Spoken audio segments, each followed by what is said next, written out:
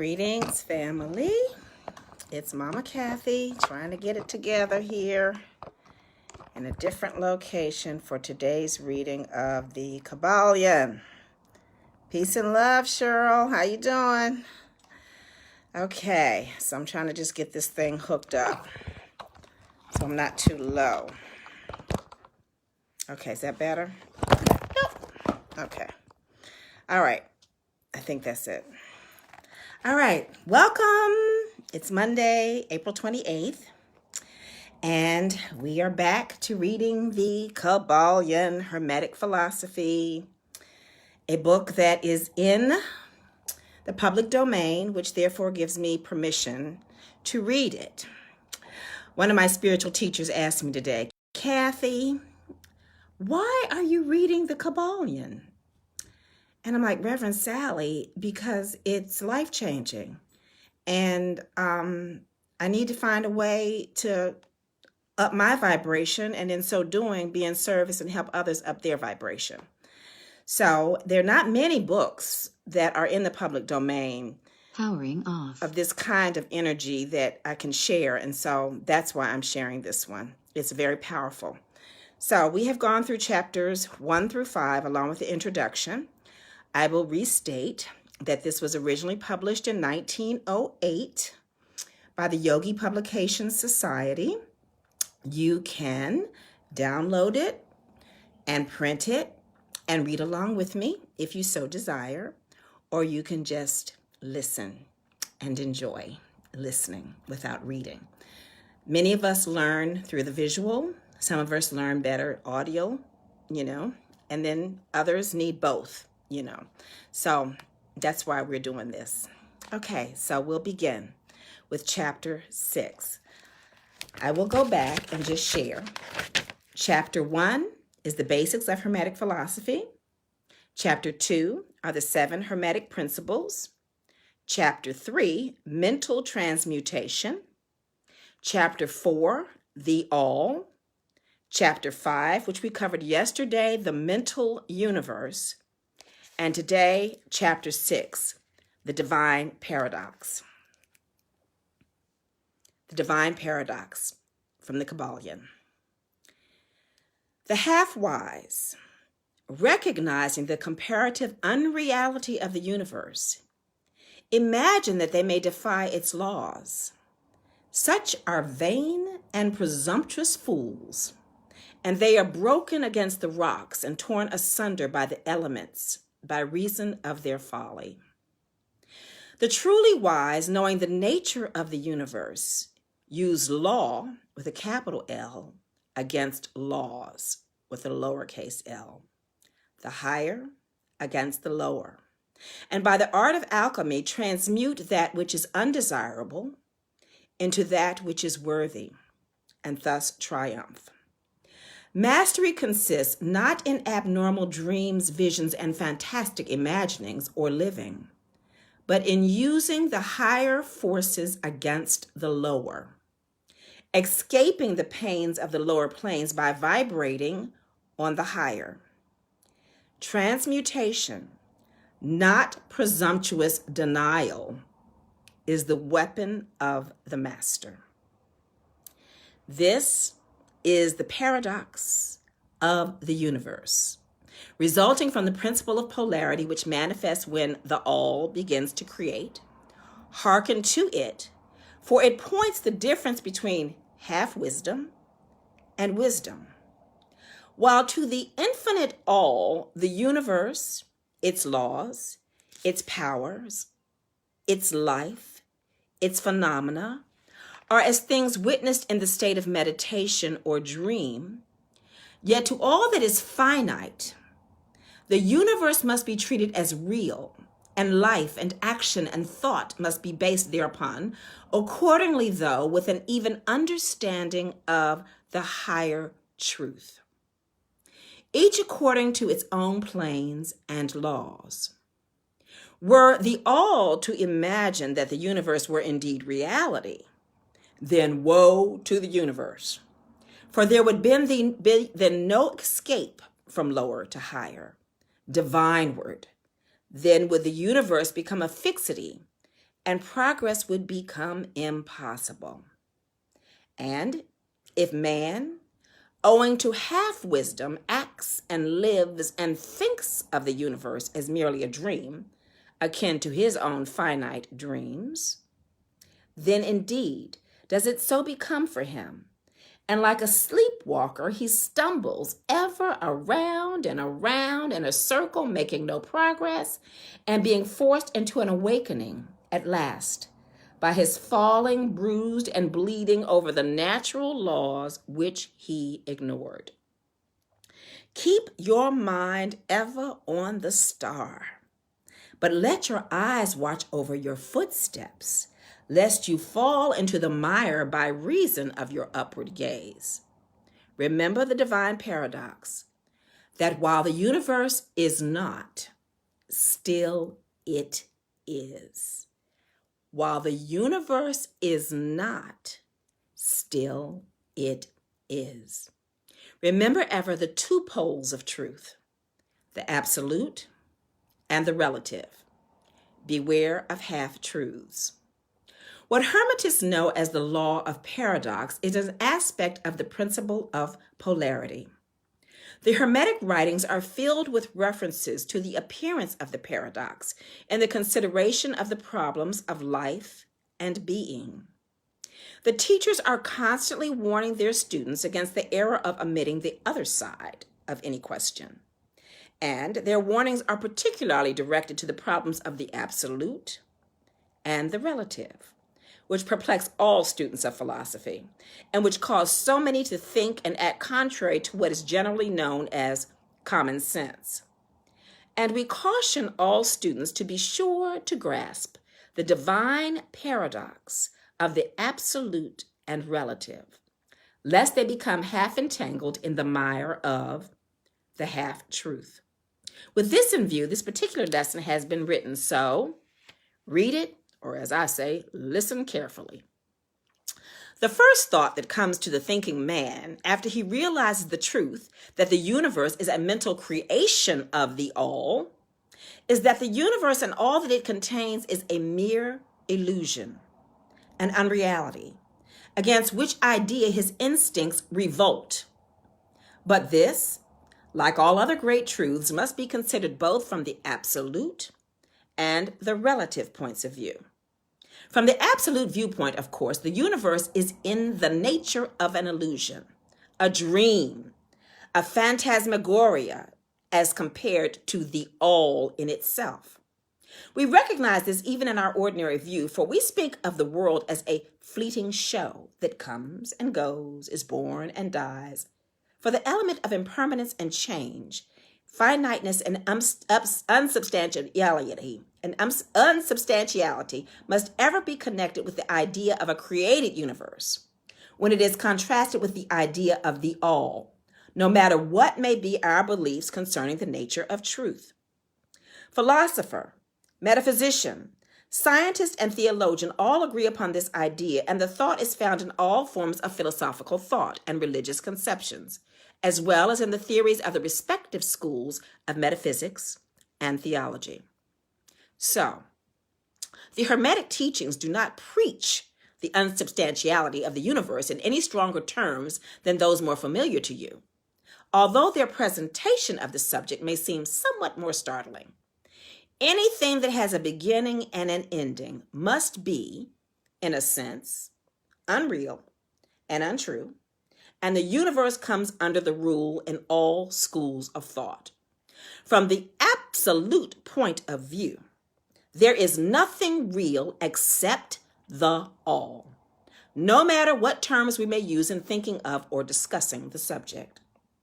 Whether the universe be created of matter, or whether it be a mental creation in the mind of the all, it is unsubstantial, non-enduring, a thing of time, space, and change.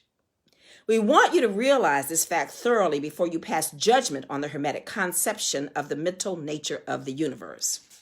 Think over any and all of the other conceptions and see whether this be not true of them. But the absolute point of view shows merely one side of the picture. The other side is the relative one. Absolute truth has been defined as things as the mind of God knows them, while relative truth is things as the highest reason of man or woman understands them. And so while to the all, the universe must be unreal and illusionary, a mere dream or result of meditation, nevertheless, to the finite minds forming a part of that universe and viewing it through mortal faculties, the universe is very real indeed and must be so considered. In recognizing the absolute view, we must not make the mistake of ignoring or denying the facts and phenomena of the universe as they present themselves to our mortal faculties. We are not the all, remember. To take familiar illustrations, we all recognize the fact that matter exists. To our senses, we will fare badly if we do not. And yet, even in our finite minds, understand the scientific dictum that there is no such thing as matter from a scientific point of view. That which we call matter is held to be merely an aggregation of atoms, which atoms themselves are merely a grouping of unit of force called electrons or ions vibrating and in constant circular motion. We kick a stone and we feel the impact. It seems to be real, notwithstanding that we know it to be merely what we have stated above. But remember that our foot, which feels the impact by means of our brains, is likewise matter, so constituted of electrons. And for that matter, so are our brains. And at the best, if it were not by reason of our mind, we would not know the foot or stone at all. Then again, the ideal of the artist or sculptor, which he is endeavoring to reproduce in stone or on canvas, seems very real to him. So do the characters in the mind of the author or dramatist which he seeks to express, so that others may recognize them. And if this be true in the case of our finite minds, what must be the degree of reality in the mental images created in the mind of the infinite?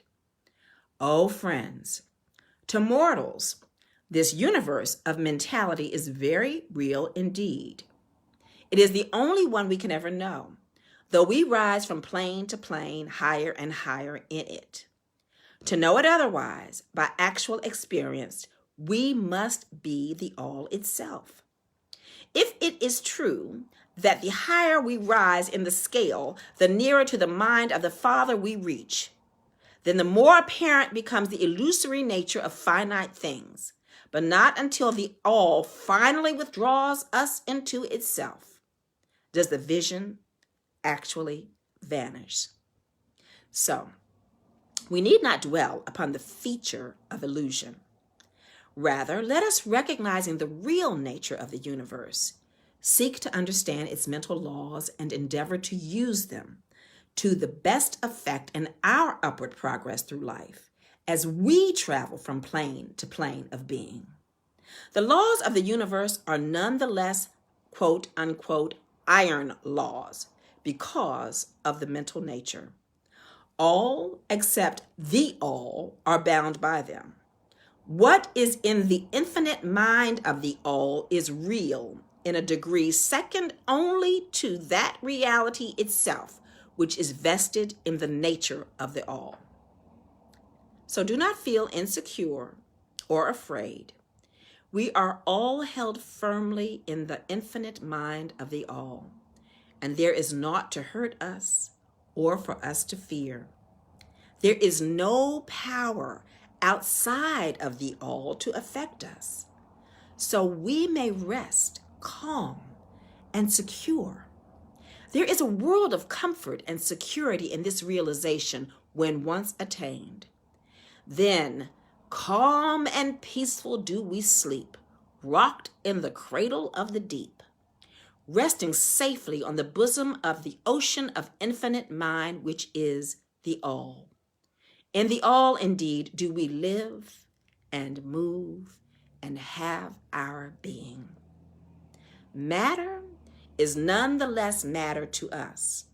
While we dwell on the plane of matter, although we know it to be merely an aggregation of electrons or particles of force, vibrating rapidly and gyrating around each other in the formation of atoms. The atoms in turn vibrating and gyrating, forming molecules, which latter in turn form larger masses of matter. Nor does matter become less matter when we follow the inquiry still further and learn from the Hermetic teachings that the force of which the electrons are but units is merely a manifestation of the mind of the all, and like all else in the universe, is purely mental in its nature. While on the plane of matter we must recognize its phenomena, we may control matter, as all masters of higher or lesser degree do, but we do so by applying the higher forces. We commit a folly when we attempt to deny the existence of matter in the relative aspect. We may deny its mastery over us, and rightly so, but we should not attempt to ignore it in its relative aspect, at least so long as we dwell upon its plane. Nor do the laws of nature become less constant or effective when we know them, likewise to be merely mental creations. They are in full effect on the various planes. We overcome the lower laws by applying still higher ones, and in this way only. But we cannot escape law or rise above it entirely. Nothing but the all can escape law, and that because the all is law itself, from which all laws emerge. The most advanced masters may acquire the powers usually attributed to the gods of men, and there are countless ranks of being in the great hierarchy of life, whose being and power transcends even that of the highest masters among men, to a degree unthinkable by mortals. But even the highest master and the highest being must bow to the law and be as nothing in the eye of the all. So that if even these highest beings, whose powers exceed even those attributed by men to their gods, if even these are bound by and are subservient to law, then imagine the presumption of mortal man of our race and grade when he dares to consider the laws of nature as unreal, visionary, and illusory, because he happens to be able to grasp the truth that the laws are mental in nature and simply mental creations of the all. Those laws, which the all intends to be governing laws, are not to be defied or argued away. So long as the universe endures, will they endure. For the universe exists by virtue of these laws, which form its framework and which hold it together. The Hermetic principle of mentalism, while explaining the true nature of the universe upon the principle that all is mental, does not change the scientific conceptions of the universe, of life, or of evolution. In fact, science merely corroborates the Hermetic teachings.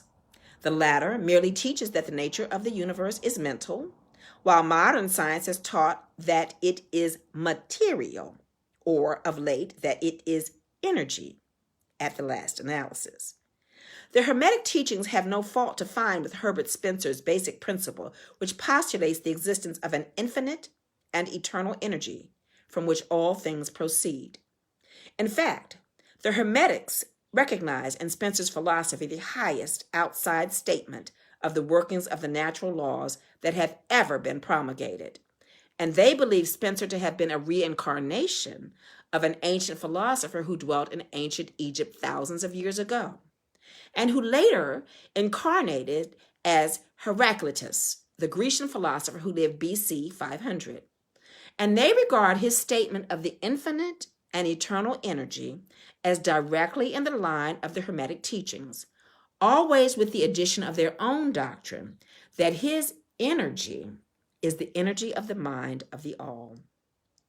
With the master key of the Hermetic philosophy, the student of Spencer will be able to unlock many doors of the inner philosophical conceptions of the great English philosopher, whose work shows the results of the preparation of his previous incarnations. His teachings regarding evolution and rhythm are in almost perfect agreement with the Hermetic teachings regarding the principle of rhythm. So, the student of Hermetics need not lay aside any of his cherished scientific views regarding the universe. All he is asked to do is to grasp the underlying principle of the all is mind, the universe is mental, held in the mind of the all. So you don't have to give up all your science that you've learned. Just hold on to that philosophy, that the all is mind, the universe is mental, held in the mind of the all. He will find that the other 6 of the 7 principles will fit into his scientific knowledge and will serve to bring out obscure points and to throw light in dark corners. This is not to be wondered at when we realize the influence of the Hermetic thought on the early philosophers of Greece, upon whose foundations of thought the theories of modern science largely rest. Well, anyway, I'll let that pass. The acceptance of the first Hermetic principle, mentalism, is the only great point of difference between modern science and Hermetic students. And science is gradually moving toward the Hermetic position in its groping in the dark for a way out of the labyrinth into which it has wandered in its search for reality. So we see this happening now. Science is groping, trying to figure this thing out, which is basically what we're talking about here in Hermetic philosophy. The purpose of this lesson, number 6, is to impress upon the minds of our students the fact that, to all intents and purposes, the universe and its laws and its phenomena are just as real, so far as man is concerned, as they would be under the hypothesis of materialism or energism. Under any hypothesis, the universe in its outer aspect is changing, ever flowing, and transitory, and therefore devoid of substantiality and reality. But note the other pole of the truth. Under any of the same hypothesis, we are compelled to act and live as if the fleeting things were real and substantial. With this difference, always between the various hypotheses, that under the old views, mental power was ignored as a natural force, while under mentalism, it becomes the greatest natural force.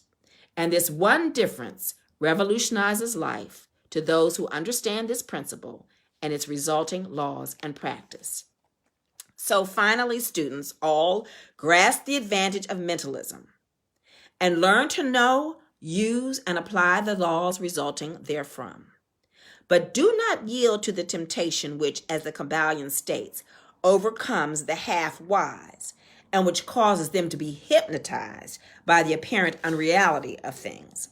The consequence being that they wander about like dream people dwelling in a world of dreams, ignoring the practical work and life of man, the end being that they are broken against the rocks and torn asunder by the elements by reason of their folly. Rather, follow the example of the wise, which the same authority states use law against laws, the higher against the lower, and by the art of alchemy transmute that which is undesirable into that which is worthy and thus triumph. Following the authority, let us avoid the half-wisdom, which is folly, which ignores the truth that, quote, mastery consists not in abnormal dreams, visions, and fantastic imaginings or living, but in using the higher forces against the lower, escaping the pains of the lower planes by vibrating on the higher. Remember always, student, that transmutation, not presumptuous denial, is the weapon of the master. The above quotations are from the Kybalion and are worthy of being committed to memory by the student. I will read them again. Mastery consists not in abnormal dreams, visions, and fantastic imaginings or living, but in using the higher forces against the lower, escaping the pains of the lower planes by vibrating on the higher. So relative for this time. We do not live in a world of dreams, but in a universe which, while relative, is real so far as our lives and actions are concerned. Our business in the universe is not to deny its existence, but to live, using the laws to rise from lower to higher, living on, doing the best that we can under the circumstances arising each day, and living so far as is possible to our highest ideas and ideals. The true meaning of life is not known to men on this plane, if indeed to any, but the highest authorities and our own intuitions. Teach us that we will make no mistake in living up to the best that is in us, so far as is possible, and realizing the universal tendency in the same direction in spite of apparent evidences to the contrary. Realize the universal tendency is moving in the same direction of realizing its highest ideas and ideals in spite of apparent evidences to the contrary. We are all on the path, and the road leads upward ever, with frequent resting places. Read the message of the Kybalion and follow the example of the wise, avoiding the mistake of the half-wise, who perish by reasons of their folly. This is chapter 6 of the Kybalion, and I would dare say that I know I am now in a resting place. And so, as a result of having this space to be in a resting place, I can do the work on a daily basis of working with my mental state to rise above and actualize who it is that I want to be, choose to be, today, tomorrow, and when we come through this pandemic. We know at this time in 2020 that we have the capacity to create our reality by how we think.